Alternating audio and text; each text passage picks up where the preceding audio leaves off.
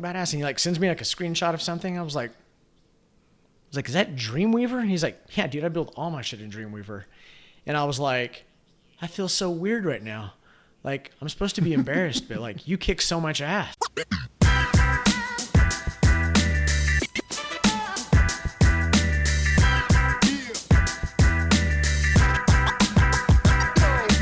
Right, like when I was a freelancer, it's like I'm giving them way more time than like I actually spent on it, right, dude? But the way I would do my estimates, that's an amazing idea. But you know what I mean? If I could look at it and be like, okay, well, I spent 5 hours, so I'm gonna bill 6 or whatever it was, or 4. You know what's close? And I've been meaning to reinstall it since I've got my new computer. I don't know, 6 months ago, but. I think it's install. I just, how you go through the process of installing stuff, and then you have to like turn it back on to like auto come on or whatever. But rescue time, have you ever used that? No. The only thing rescue I've ever time used basically is Harvest back with you and Anthony this is totally different. Ago. Yeah. So this is it basically tracks what you're doing on your computer, and it'll give you like an itemized view of the day. So you could kind of say, like, if that was your only client and you were, say, working in Figma. Because that's application based, I get right? it. Not file based, right? Right. Yeah, which to your point, that's why I think it's really interesting because that's always what you do, right? You're like, with all the shit you've got going on, you're like, how much time did I actually spend on this? Yeah. Or it's sometimes you just have an amazing idea and you just go bonkers and spend tons of time, but your client will freak out if you actually build them the amount of time you actually spend on it. So, but I want to keep it somewhere in the ballpark of the time I actually spent, So right. That's how I just have always needed to know. And on to mention, as a manager like us, it'd be nice to know and see that from like our team. Like, how much time have they been spending on that product that they're working on? Or, it's like, not that I want to like micromanage. I don't want to micromanage at all, but it's just nice to know. It'd be like, cool, you haven't needed a lot of time in that one. Let's jump to something else. You know what I mean? That's always the scariest side. Is the problem is there's so many shitty managers out there that would use that against everybody. Versus like, I'm with you. I always think it would be interesting because like, I feel like we just kind of have no idea. And I don't know, in certain instances, like granularity doesn't matter. It's more from like this isn't like really good when you're talking about billing. Cause as a designer, you have to have some time where you're just like thinking or whatever. But like from an information for you to actually be like, oh, this is, for my own personal satisfaction, like this is how much time I spent doing this or this. It kind of reminds me of the same thing, like when you get a random, I think there's a lot of different applications that would be interesting to track, but like somebody will send me a message to like meet on, like Google Meets or whatever the fuck they call it right now. But anyway, then you'll jump off the call and, you won't necessarily have a good track. Or I guess I was just thinking like, well, I guess if they sent it to you and you click it, that'd be timestamped. But it's like you end the call, you don't know how long you talked. And then hours later, you're like, yeah, it'd be good to add this to my calendar so I know how I spent my day or whatever. Mm-hmm. It's like, I have a big blank calendar of nothing, but I just spent like 2 hours on a call.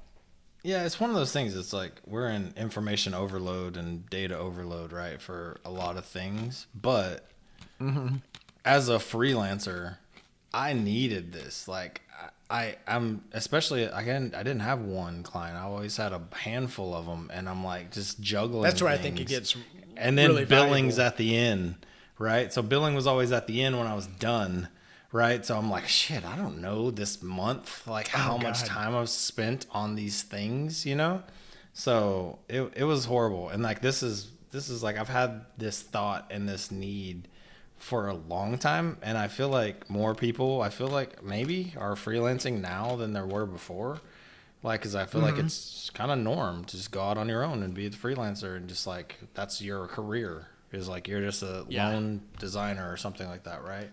So I feel like it's weird that still doesn't exist, right? And maybe it does, and I just don't know about it. But my point of that, I was asking you. Model? So before we started recording, what I was asking you is if there were premium We don't have to plugins post this. for. No. But for no, I think it's good because I'm curious. Like, were there? Because I did some searches, I couldn't find any Ice Cruncher. I couldn't find any premium plugins. There's tons of download this plugin, check out this plugin, do all these things, but you couldn't find any premium ones. No, and I definitely have seen some that are like, here's one that's $5 and you download it one time, right? But what I was looking at, I told you I'm a weirdo, and like I look at the Mac OS App Store and all the time. Like I was looking at that, looking at grossing, and like looking at all these little simple apps that are revenue. Monthly subscriptions. I was like, I wonder if there's any monthly subscriptions for like Figma and Sketch for little plugins or things like that, and I couldn't find any. So interesting. There's plenty of that like, would to me 20 feel top like a plugins. thing. Yeah, seems like normal. Now you've got me so curious because I was just sure. I've been wondering a long time. I mean, and it's one of those things too that, especially now that I'm not an engineer. I don't know. I would think that now that a lot of these Figma and Sketch, even Adobe Cloud and all that are cloud based, that it'd probably be easier because you're literally opening that file in the cloud, so there's a timestamp. Versus old school, you're on a Finder and you're like opening up on your local desktop inside the locally installed app. Like now everything's cloud, so you should be able to track it. Maybe it just exists and I've just had no idea where it was or how to use it. Well, now that's why I've gone silent, because I'm like trying to find stuff. But anyway, like the whole reason I was even thinking about that is like, me and you were always talking about like, what's just like the simple, dumb product dumbest, to make. simplest thing, yeah. And then I was like, what if it's not even a product? What if it's just the tag along thing to a product, Which sucks sometimes because you don't want to build your thing on top of somebody else's thing, because then you're always having to change it, or they could change terms and kill you. Right. But I feel like something like Sketch and Figma and stuff, like we live in that world. Like it's very like personal to us. So it kind of makes sense that we would know what somebody would need, what we need, what our team needs, So I don't know. There's something there. Well, they just updated a thing. We're like the two most ignorant Figma people talking about it, but they have widgets now. What's interesting, and I'm just looking, like there's one for like Jira. So it's like, it says, wait, where did it say that? Turn stickies into issues, import an issue or project. This is kind of interesting though. I do think there's a huge opportunity, and there's one for like GitHub where you can create issues from here.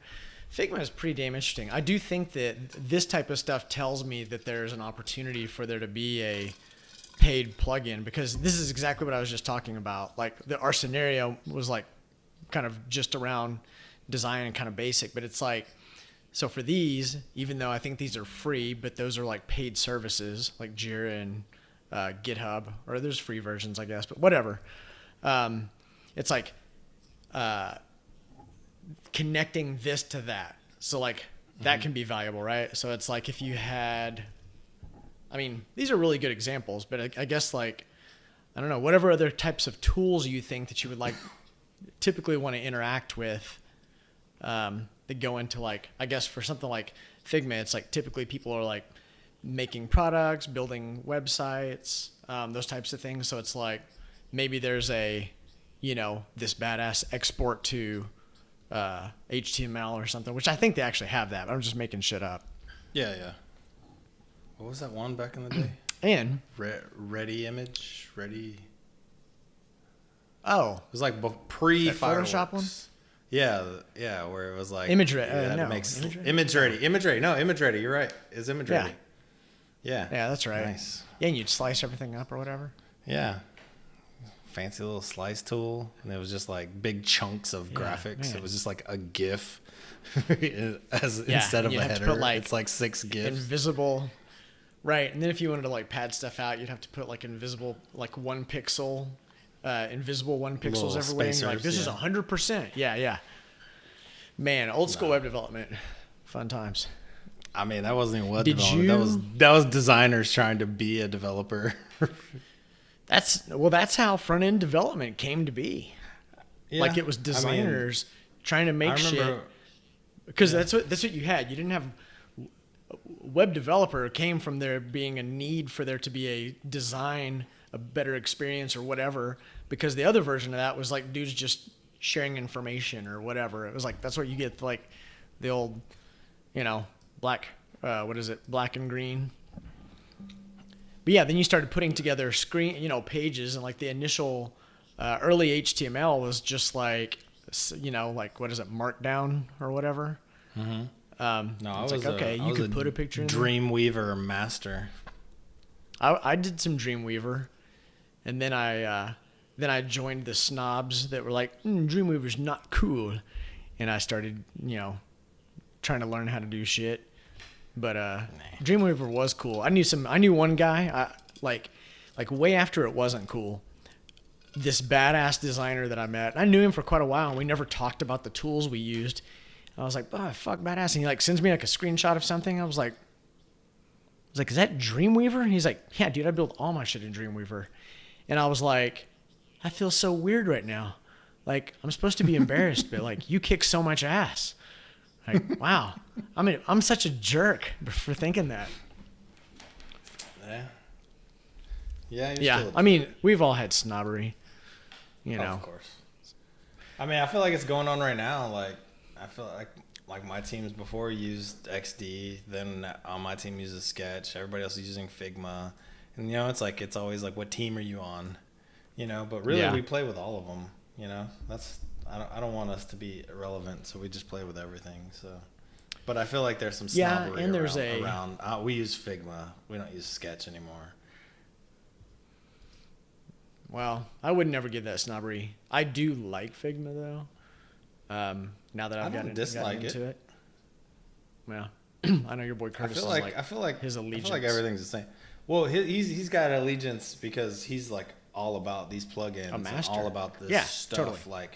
Like, and he's the person too that like a product company like Sketch or Figma loves. He writes them. He's like, I'm having this issue. I'm trying to do this. How would I do that? Or like, is there a bug that's happening here? I keep doing this. Like, he's like in communication like with them. Yeah. And for the most part, they always respond and fix the things that he tends to have issues with. So. I don't know, like he's just in there. Yeah, seriously. Well, I do like the idea of Sketch still being competitive. Like, I mean, I honestly don't care either. I didn't use anything forever, and then all my design team, like I used, both like Sketch and Figma. Like when they were brand new, like I'm same as you, I'm sure. Like we used both, like I used Sketch when it was brand new before it was very good. And so then I had like kind of a bad taste may not be the right word, but I was like, nah, I'm not gonna deal with that. And then like, new versions come out and you use it, you're like, oh my God, it's badass. And then it becomes your thing. Well, with Figma, I remember when it was there wasn't like a desktop app. It was just in the browser. And for me at the time, that was just weird. I was like, yeah, doesn't feel like, a real tool yet or whatever. That's exactly what turned me off at the beginning as well.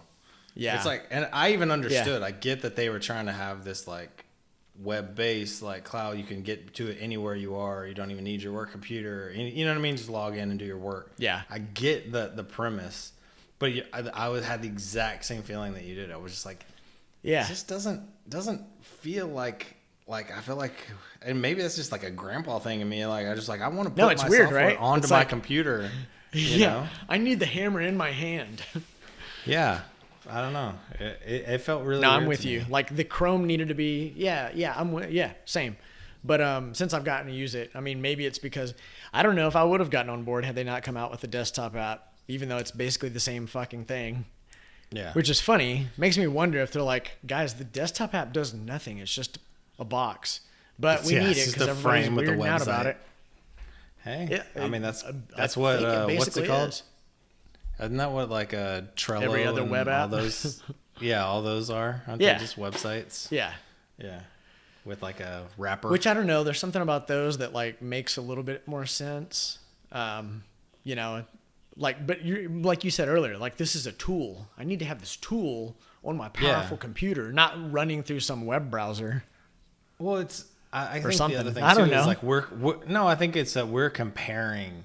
Like a Trello, I don't really compare that to anything. It's Trello and it's moving cards around or whatever. But like with Figma, I'm comparing it to Photoshop and XD and Sketch. Yeah. And like because that's what they're competing with, right? So it's like Totally. I instantly compare it. It feels not in like it powerful enough or something, right?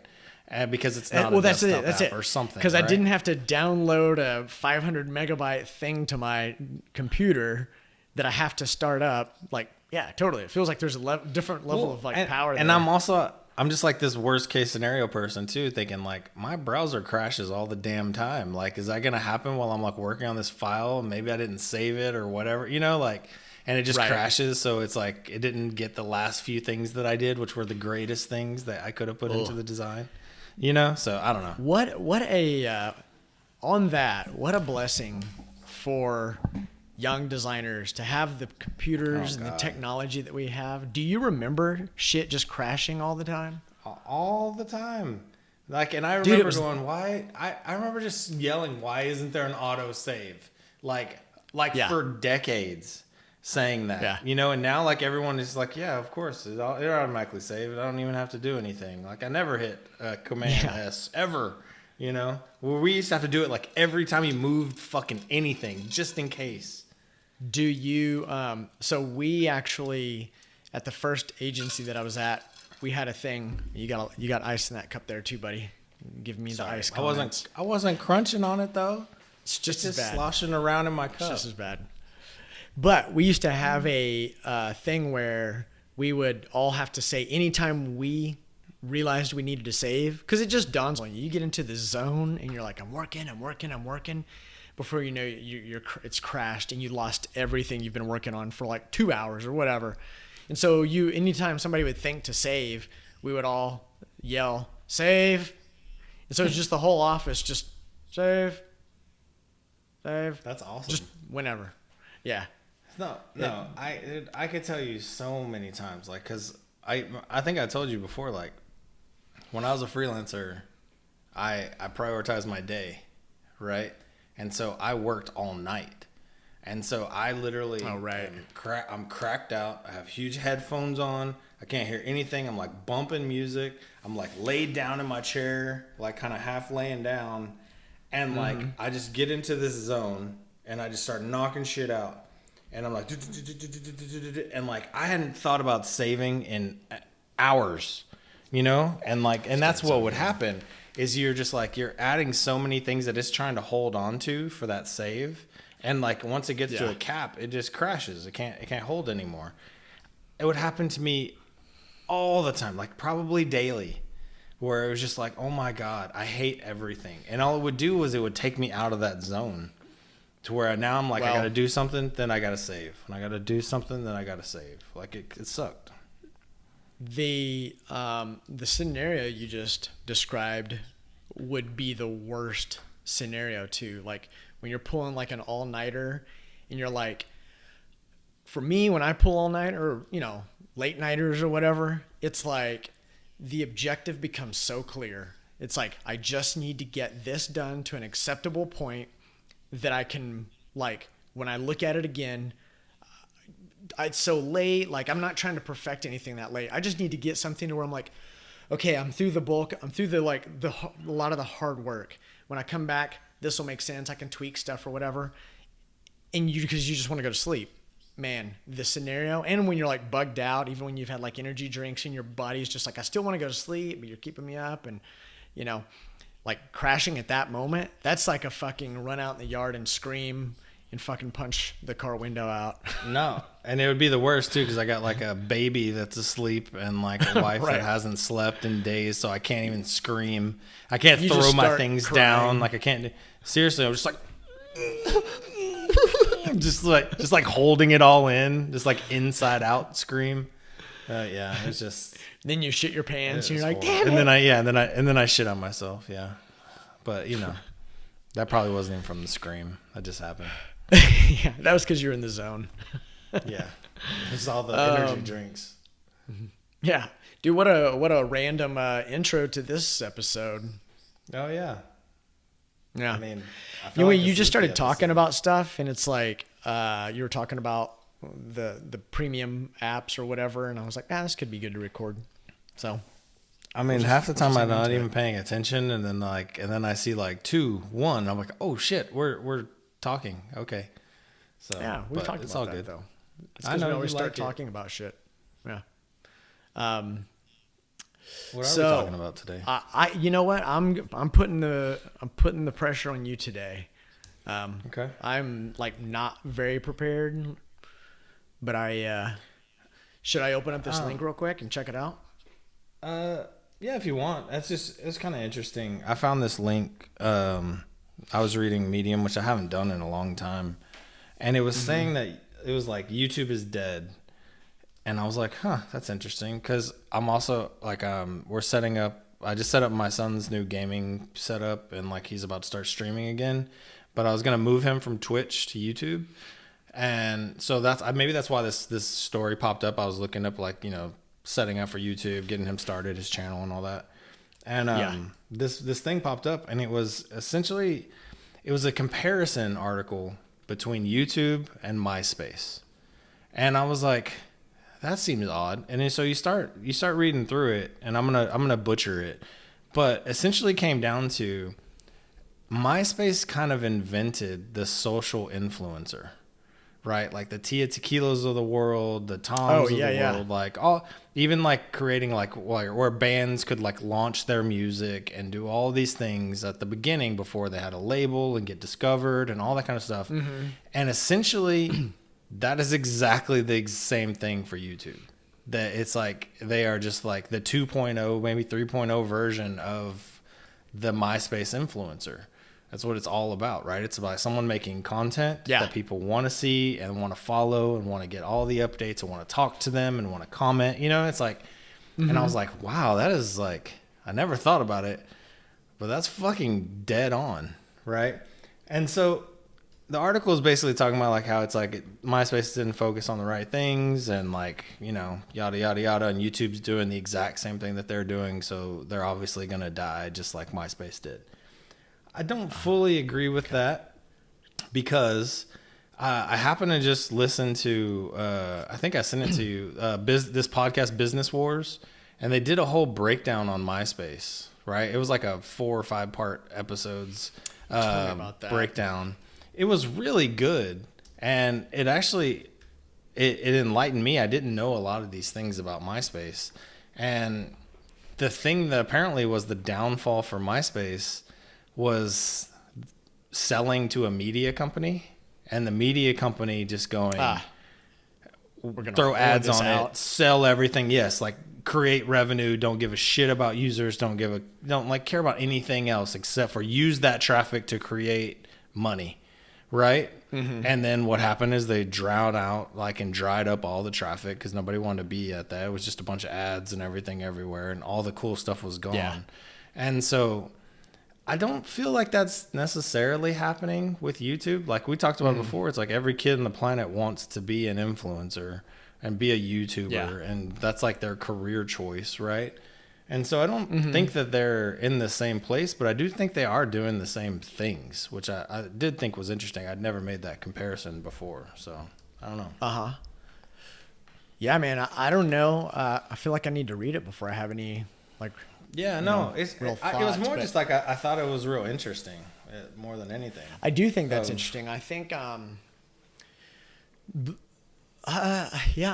don't see as far as it's clickbaity title, I guess, but YouTube is dead. The first thing I read that was saying something about that being so it talks a lot about TikTok though. Did you see that? Yeah, so because I haven't been able to find the numbers of how many views a day TikTok gets. But YouTube obviously, used to be what you always watch, right? And then with the videos, and then they came out with YouTube Shorts trying to compete with TikTok, right? And now TikTok's doing longer videos, right? So they're almost like TikTok is coming in, being the bad boy with all the views, and then now adding more things that YouTube potentially had, right? So it's more what that was the other part of the article was just like they're gonna get beat by their little brother TikTok, you know, kind of thing. And there's nothing they can do about it. Like, they couldn't compete with TikTok. They already tried with Shorts. But to me, Shorts is growing. And it's still getting, like, billions of views. You know, it's not like it's, like, garbage. You know, so, I don't know. I think it is a little clickbaity. But I did find the comparison stuff interesting. Because it's like 9 times out of 10, if you do the same thing that someone shitty did, then you're going to be shitty too. Right? But not all the time. And as long as you don't get somebody running that company or that product that doesn't give a shit about engagement and customers and value of product, then you're probably not going to fall into the same thing that happened with MySpace. I feel like is almost almost a given these days. Like, people recognize the value of the experience and the customer, or just the overarching customer experience, not even just like using it, but like everything, how you treat them and how you interact, because there's too much opportunity for them to bounce or whatever. So I feel like there is sort of a base level understanding of like caring, even though there's like a money scenario like that pushes all this. The problem with before, when that media company bought it, everything was new. Like, people didn't know, and this media company, just like any media company, is like, let's treat this like it's free advertisements during the Super Bowl or whatever. We'll put everything in there, and people are like, wow, this is pretty gross. And now there's like another option, or there are other options. Yeah, but the interesting thing about what you just said, though, is, and Google probably is that the worst at this, is there also is using design experience and data to squeeze the dollar out of people so much that you've lost the value from the consumer's perspective. Like you could just like constantly like use every piece of gamification and my favorite color, and I'm going to click on this to get to this thing. And then I don't end up getting enough value out of it. I just feel like you're just taking things from me, I don't know that they make it as obvious though. Right. No. I'm saying that's a potential downfall is where I'm getting at. A downfall for YouTube and Google? For YouTube. Yeah, for YouTube. There's a chance that they could use that data in the wrong way and not give me a lot. Yeah, which they're trying to do. The thing is, they can give you a lot. Like, so the perception, like, because they're using like certain design patterns. I see what you're doing. I was like, why are you making that face? It's because you're trying not to slosh ice. Okay. Exactly. But okay, let me finish my thought real quick. I feel like that's their balancing act, is where because everything they do, everything we click, we're giving them this data. We know it, whatever. Some of it's just that they're getting, some of it's that they're asking for it. They're putting ads up, whatever. The thing is, when they do it, how it makes us feel versus what we're getting from it, right? And so, like, the YouTube scenario was like, the MySpace scenario, I mean, they literally, like, no better way to put it, just hoard it out to the max, where it's like, gross. Yeah. This is gross. With Google, because of their, how intelligent everything is, it is, they know what to, part of it is them using that data against you, right? It's like, we know Ray loves, pink, and we know he loves freaking baseball and whatever. And we're just going to kind of float all these things around that, sometimes, make him happy, and we're guessing on a lot of stuff. And every time he engages, we're learning. So they kind of just do it in a tricky way where, like, it still feels like you're using this free, basically, service that's pretty valuable. And at this point, like, unparalleled to a certain extent. I don't know what I was talking about there, but I'm with you. No, I mean, you're just showing the good side. I'm showing the bad side, but I don't. Well, no, what I was saying is I agree with your bad side. I just think they do a really good job making the bad look totally acceptable, if not good. No. I agree with you. That's why I was saying, like, it would take, okay, now the CEO of YouTube is like some old fuck that ran a newspaper who doesn't give a fuck about anything. And it was just like, how do we squeeze more out of this lemon? You know what I mean? Yeah. And yeah, I mean, it could happen, but I don't really see it happening. Yeah. So, but that's kind of what I was saying. It's a balancing act for them. They're going to try to squeeze more out of us, but they're going to do it in a way over time that, like, okay, feels acceptable, whatever. Yeah. You know what I think is interesting also? There, like YouTube is, it's like this, what's the right word? It's just so household now. Like, everybody goes to YouTube or whatever. But, like, even though, and I'm not like I know all the demographics, I feel like you and I should nerd out on this. But, like, yeah, there's all this TikTok engagement. I saw something, and then the more I dug in, it was telling me less. But you were talking about daily active users. Monthly active users a little easier to find. But yeah, I've been looking for views. Content views per day, because that's what YouTube keeps posting, how many views of their shorts they keep getting. Oh, okay. Well, anyway, I just totally blanked on what I was saying. Sorry. Do you remember anything? Oh, no. Sorry, listener. We'll carry on. I don't remember anything. Oh, no. I was just saying, like, it's like a household name. And yeah. Oh, what I was going to say is that basically, like, you still have all the way from, like, freaking children, like, you know, toddler level watching YouTube Kids or whatever, all the way up to grandma and grandpa. So, like, they have the broadest demographic that, you know, has it pretty locked in, which is not that you can't really say the same for, like, say, like that same scenario on Facebook where it's like there's kids aren't on there at all. And now more increasingly, it's just shifting to an older and older demographic.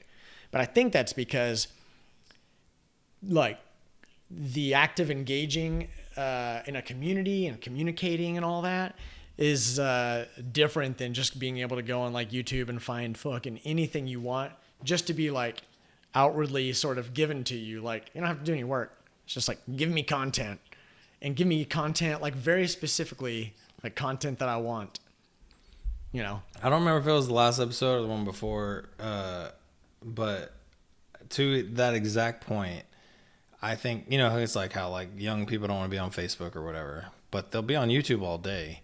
So why isn't there social interaction on YouTube? You know, like, why isn't there a network part of YouTube? You know what I mean? And I know Google tried, but they did a whole separate thing. I'm saying don't do a separate thing. Just integrate with the thing that you already have, you know? That's like, a great question because it's actually so poorly done.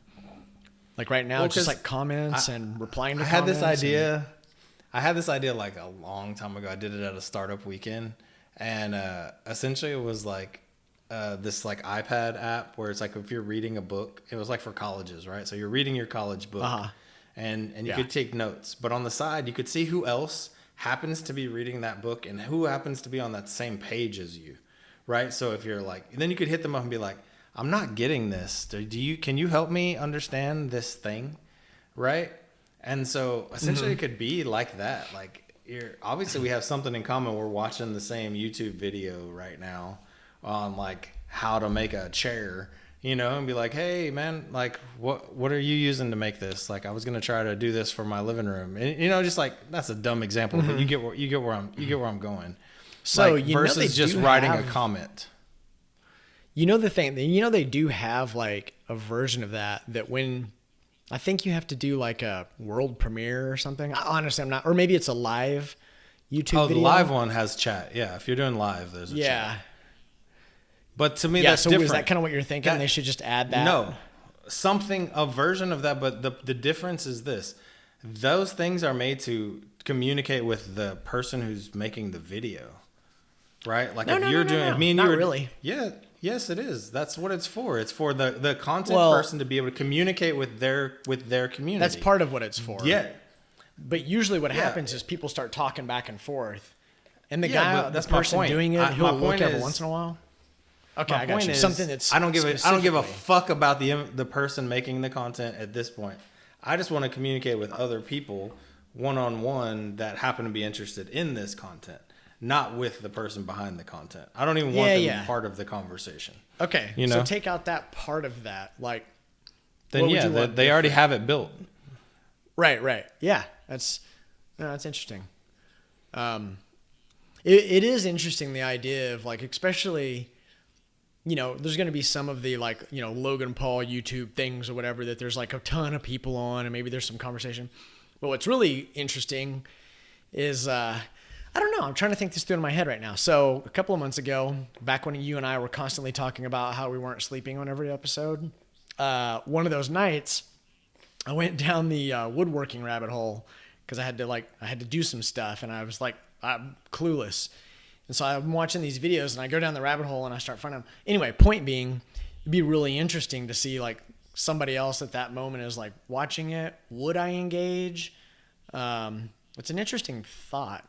And the whole thing, like you talking about like there being a community around content is actually pretty fucking interesting too. Well, so expanding on it, because it's just how I'm working, my brain's churning now. What if you combined Slack channels with content?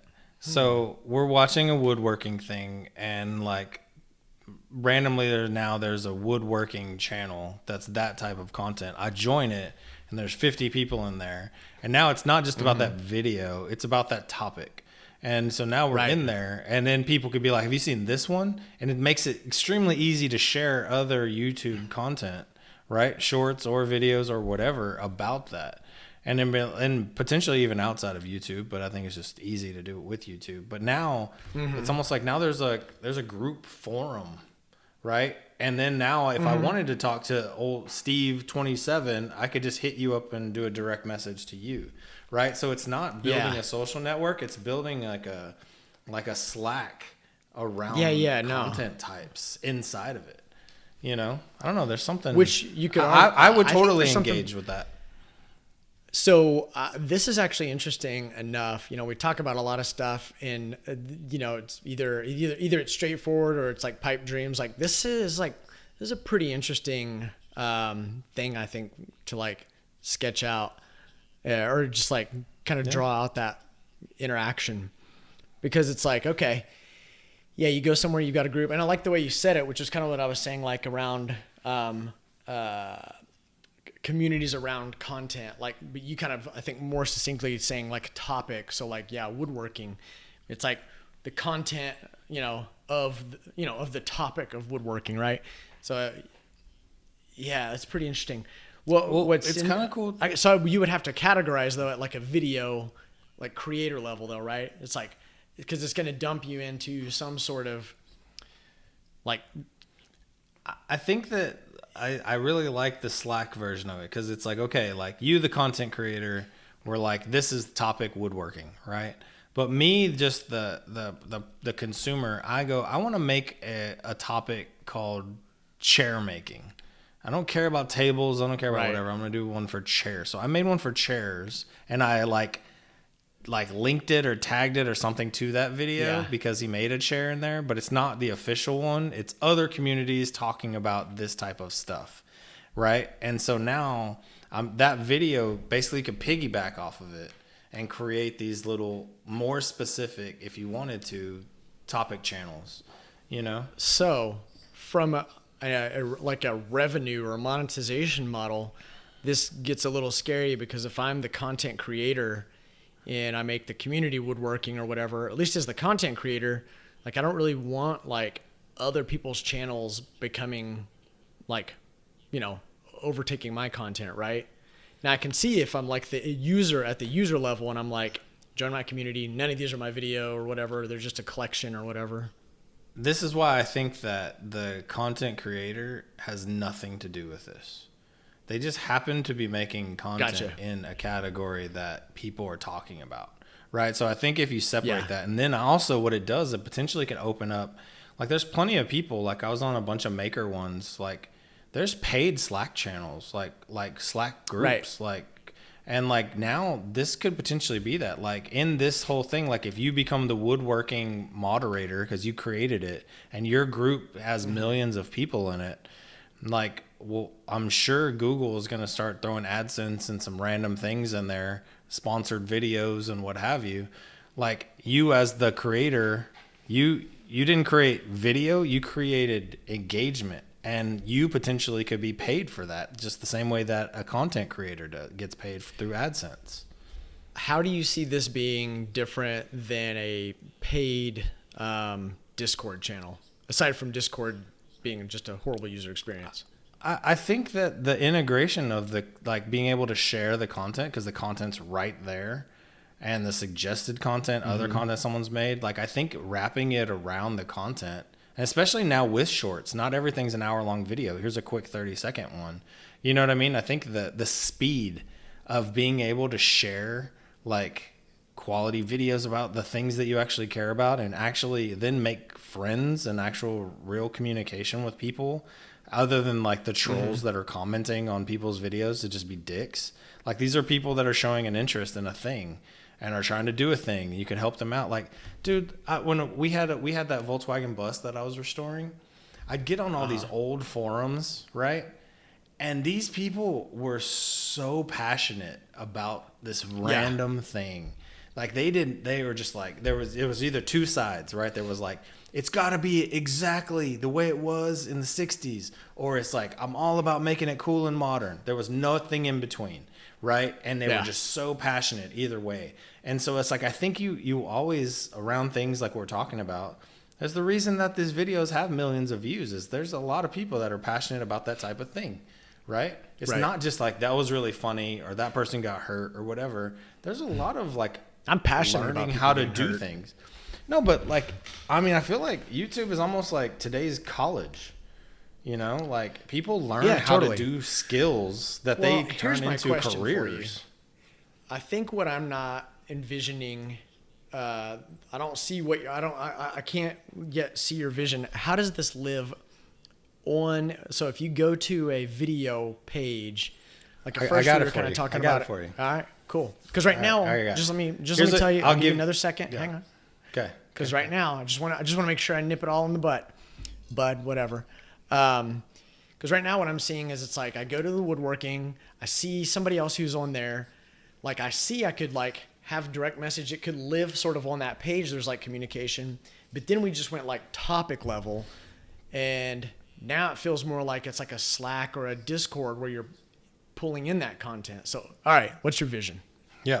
Okay. So you're on YouTube, you're watching this woodworking video, right? Yeah. There's comments, there's, all the normal shit that's there, right? Yep. It says 43 people watching this, right? Cool. Yeah. And then right there underneath it, maybe by the title or something like that, it's like channels talking about this. And one of them is woodworking, one of them's chair making, one of them's like mahogany, one of them's whatever. So I click on chair making. And then just like on the iOS app. So this content has been shared with multiple channels. I see. Okay, interesting. Yeah. So just like on the iOS app, when you're like watching a YouTube video, but then you switch over to messages to like send me a text message, and the video just kind of pops up there at the top, but then you can still write me a text at the bottom. Oh, now that video that we were watching goes plop. It's at the top. It's like the big header main thing. And then there's like a Slack type thing underneath it where you're seeing a feed of people talking about it. You're seeing the people that are in that channel. And then potentially little subcategories inside of there, like mid-century modern or whatever, inside the chair making.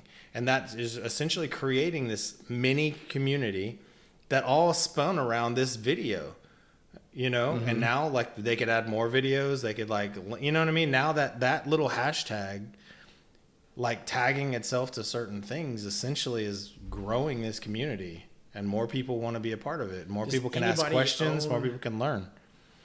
Does anybody own this community? Was somebody the first person to say like, I'm yes, doing woodworking? Well, one of the ideas is that's what I was saying. Like, I think that there is a way that like you as the community creator or the tag creator, and maybe you've got to have credentials to be able to create one, right? So maybe you as a YouTuber have to have at least 1,000 followers, just like, you know, like how we have to get monetized for this. Maybe you've got to follow some kind of criteria. Once you do that, you have the power now to create a channel or in sub channels and things like that or whatever. And if you're the first one that makes that channel, it's yours. You are the moderator. You are the admin, right? And obviously there's rules that Google creates, you know, and if you don't follow them, they'll just shut you down. But I like that idea because multiple people can now, like, because some people aren't good behind the camera. Some people are not content creators. But some people are great at building communities and like talking to people and being part of it and asking questions and doing those things. Now that person essentially is like an influencer, but textually. You know what I mean? Like they're on like YouTube as like an influencer with 1 million followers, but they haven't made a single video. Like that's fucking dope. Like that's cool. You know? I don't know. Yeah. There's something there. Yeah, the thing that that's going on sort of in the back of my head is like, I sort of had this idea of like, you can't own necessarily a topic. It would be like, you know, the topic's based on like a hashtag or something. Well, then say like, I'm, you know, dude who kind of doesn't care. I just got really interested in it like a month ago. And, you know, I created the topic and, you know, have some audience. But then somebody else could create the same topic and maybe they, you know, have more content or more, like the idea would be basically like, if I'm not doing a good job as a owner of that channel or topic or whatever, like somebody could take that away from me. You know what I mean? I'm with you. I think that what would really happen, it's kind of like domains. It's like, I think that the way that it would work is the most generic, like woodworking, is run by Google. It's not run by a person. Like there are generic ones that are already set up and that's theirs. If I want to create sub channels, right, or sub tags or whatever we want to call it, like woodworking mid-century modern or whatever, or like making chairs while you're high. Like I don't know. You know what I mean? Like whatever it is. Now it's like that's my It's going to be the name of the episode. But you know what I mean? Like that's that's why you should own it though. Like you're trying to find your people and you created a channel around that. You came out with it first and I was like, fuck that. I make chairs while I'm high too. I'm going to do a better channel. Well, then you do, I'm just kidding. But this is where you having to have some kind of like credit is a big part of this, right? It's like, it's not going to be every troll on the planet that just has an account and like can make all these things. It's got to be like, like you said, have at least you got to get this many subscribers before we could even get our name, UX Weekly. It was like, you know, what do we have to have, like 100 subscribers or something? I think it's 1,000. No, it's like 100. Or was it just, I don't know, maybe I'm wrong. 1,000 was something else. Oh. Anyway. Cool. There again. What a random episode. I don't know. I like this idea. I feel like I need to mock it up. And then who do we know that works there? Himian used to be like the creative director of YouTube. Mark Himian. Okay. He used to be the creative director of YouTube. I think now he's like just surfs and meditates and makes art. I mean, that's what rich people will do. Cool too. Man, did he make it? Like fucking exited from that milk or whatever and North got bought by I don't know. Google. Well, I think that he was he's done multiple things. Yeah. So he sold a random movie app to Google, right? It was like a movie reviews or something like that. Sold that to Google, was then part of YouTube and a bunch of other things. Then he made North with Kevin Rose, which was like Milk, where they just kind of like made cool stuff. Right. Every month. And then they made Watchville. And Watchville, which is one of those apps for North, got bought by Houdinki. And then I remember I think he went to Houdinky, and then got some which was payout, an actual I'm sure. watch company, right? Yeah. Because Watchville That's kind of when, the app they made was the news, Watch News, basically. Oh, weird. That's so crazy. It's just an aggregator. That's kind of whenever I quit, sort of like that's around the time, like, because they would talk about that a lot, that I sort of quit following, like, along with what was going on. Because I was like, talking a lot about watches, I don't care. That premise I always love, though. They just made a thing. Does it pop? Nope. All right, let's make another thing. Did that pop? Nope. And then they made the thing with watches. You've talked about that and it forever. popped, Yeah. But it was just cool that it's like you never think of it like, man, we should make a fishing lure app or something like that. Like, I don't think that's gonna pop, but watch it blow up, Yeah. But yeah, super easy. But I do think that after all that with the NFT world, I think his NFT, like, he's a painter, like he paints these badass waves paintings that are like super badass. But I think he did some other stuff and turned into NFT, and I think it did really well. So I think he's doing okay. Yeah. Well, good job, Mark. I'm rooting for the. He was a badass designer too, though. Yeah. No, I've followed him a long time. Like, I think he's a badass. I think he's got some of the same. You know, I mean, he seems like he would be a homie too. Like, just like, let's just make some shit this weekend. You know, like he's what I do. Vibe, you know, I've met him just randomly at a South by. And what I do like about him is we don't really know each other, but like you said, he seems like a homie. Is like he's down to just like, reply to some random, reply to you guy. He's like a notable designer, or whatever. I mean, he's not like, got like bazillions of followers, but like he's a notable dude, and it's cool when just somebody you don't really know that well who's doing some shit is down to be like, oh, hey, yeah, dude, what's up? Or whatever, just like a cool, normal ass person. Always gives me, and maybe that's just because it makes you just feel good. It's like, I'm not saying Mark specifically, but like anytime somebody that you just sort of like meet, because I guess it's like there's the other version of that is just like, oh, yeah, somebody's, tweeting at me. I don't know them. They're just, it doesn't matter. I'm not going to reply. Yeah. So like any level of effort in like replying or saying hi or like what's up or, is always kind of cool. More than just like a star or a thumb or whatever. No, I feel it's weird. Like, I feel the exact same way about him. Like, he actually interviewed me in one of my interviews at Google. That's what you're telling me. He moved me along to the next round, and then he'll hit me up every now and then. I think he follows my crazy stories that I post on Instagram. Oh yeah, that's right. You showed me that. So. Well, that's cool. Props to Mark. Seems like a great dude. Hope he's crushing it. I want to crush it like him one day. Same. That's that's the thing. I want everybody. There's never and I realize there's people like this. It's not me. I want everybody to fucking crush it. I just also want to crush it. And same. I want, which I know isn't going to happen. It's a dream, but I would like support on my journey to crushing it as well. But I feel like the support really, there's not much of it. Yeah. I think you get a lot of thumbs up. There's this awesome audio on TikTok where it's just like, oh, why aren't you famous yet? And he's like, because you didn't share my shit. Why didn't you share my shit? Like, that's so dead on. Like, it's like every time you make something, you think like, oh, well, I got all these friends and family. They're totally going to support me. No, they don't. There's like 4 people that were like, yeah, I got you, and then you got to go find new people. So, yeah, that's how it goes, man. Anyway, I support. I'm down. I want people to fucking make it.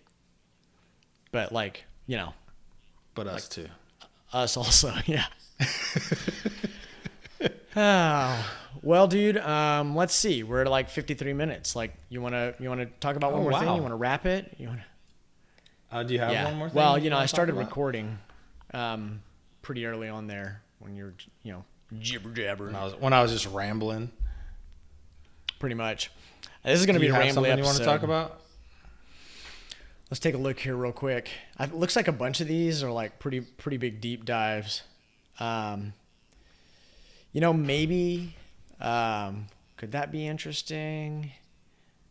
I mean, it'd probably be quick too. Do you remember what the first thing you ever did was?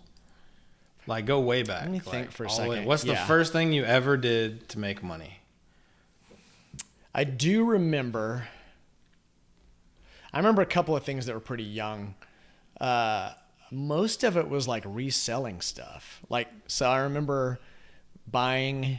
Do you remember like the pencil vending machine? It was like a gum machine, but it basically had pencils in it. Yep. I remember getting those and getting enough to where I could get some of the colors that I knew everybody wanted. It was kind of risky. It was like supply and demand, and I was like, can I get this? And I remember it was like a silver one. It was because, they're all like iridescent colors or whatever. Yeah. And I'm pretty sure this was, it was like a rainbow iridescent. And so you get like a red one and a blue one and a silver one and then a rainbow one. And I remember seeing everybody wanted these rainbow ones. And so like I probably dished up more than I wanted to. And I got a couple of rainbow ones and I made all my, so say they were like a quarter a piece, so I pumped in like $1, but then I sold the rainbow ones for $1 a piece. Right. Or, so anyway, I remember doing that, and that was like first grade. The other thing I remember doing is like the same thing kind of, but with like micro machines. You remember those? Yeah. They're like Hot Wheels, but they were micro machines. Yep.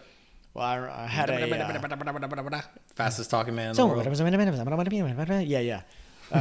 I did the same thing with those when you'd have like a rare. It's surprising that I never became like a card collector, because this was like you'd get like a rare color, and I would sell those for like stupid. Like at the time, I remember like a teacher going like, I don't know if y'all should be doing that, because like I was clearly like, kid was gonna give me $10 for this like lime green Lamborghini, and obviously like the whole toy itself, was like $4 or $5 or something. I was like, if you want it, I'll sell it to you. That's interesting. Otherwise, I'll keep it.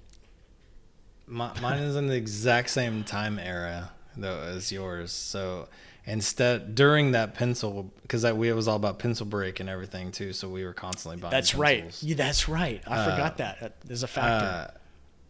I was also at the same time was like, Nintendo and everything, right? And so I believe Mario Brothers 3 was out at that time. Dude, your timeline has to be off. Wait. Because I know I was like in like third grade when Mario Brothers 3 came out. When I was doing the pencil thing. I was in fourth grade. Like, oh, you were? Back when you were doing, and pencil stuff was going hard? Okay. Yeah. So okay. Anyway, I was in first grade maybe my years are off. But sorry, I'm fucking up your story. When the Mario Brothers stuff started coming out, the booklets started coming out of all the levels with all the little hidden levels and hidden stuff. Yeah. So I don't know why, but people paid me to design like random ones. Like, I want a different level where this thing happens, and so I would charge $5 for it. Mm-hmm. And then like the girls in the class didn't care about any of that. They were like, "Can you draw me a princess?" And I'd be like, $5. And I would just sit there in class, like just drawing and making money. And I'd come home with like $20, and just like, my dad would be like, "Where the hell you get this money?" I'm like, "I've just been drawing all day." He's like, "That doesn't make any sense." Like, he didn't get it, it was just like, what? But that's always so randomly. Okay. So my dad has always seen me. He gives me a certain amount of money, and I always come back with more. And this has happened since like elementary school to middle school to high school, right? So it started with drawings, and then it went to playing pool, because my dad, he played in like. Oh, you were gambling on pool? He bowled in leagues and stuff, so I was always at a bowling alley, right? And he just give me $10 to go to the arcade.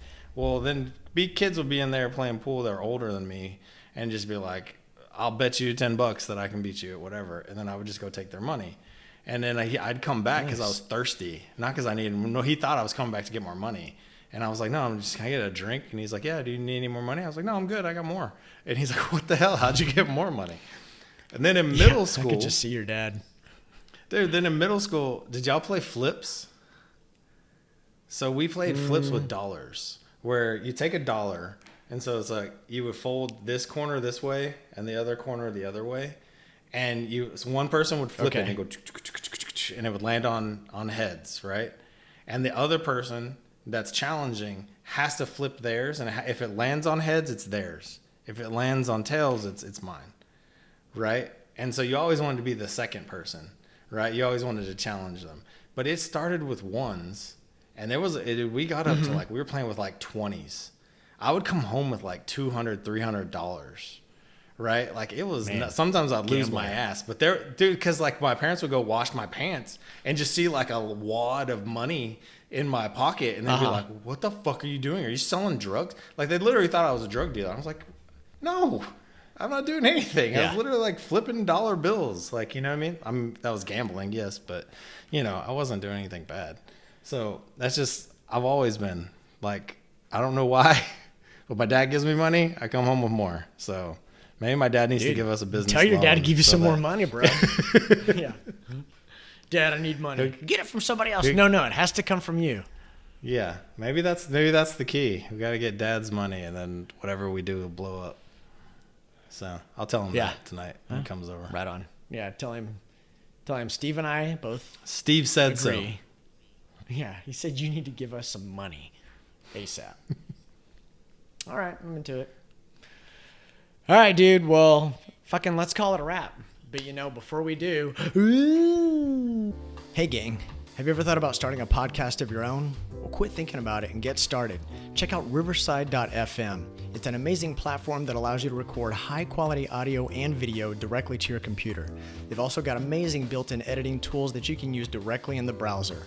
It's super easy. With a few clicks, you'll be ready to publish. Quit waiting around. You want to start a podcast? Get started today. Check out riverside.fm. Use our promo code UXWeekly. What are you waiting for? Can't wait to hear your podcast. Okay. I don't know, a sound effect a little different there, but I liked it. It was so good. I just like the way you slowed it down. It wasn't like whew. It was like it was like, I liked it. It added some real emotional touch to it. Thanks, man. Thanks. Yeah, maybe we'll save that. Whoa, gosh, dude, I'm gonna have to go back and watch it. Man. All right, dude. Well, hey, folks, thanks for sticking with us in this random episode. Why don't you drop us some comments and tell us some shit about some stuff. I love shit. You know, and stuff, especially when it's about stuff. Yeah. Stuff and shit's good. Cool. All right. Until next time. Deuces. Later.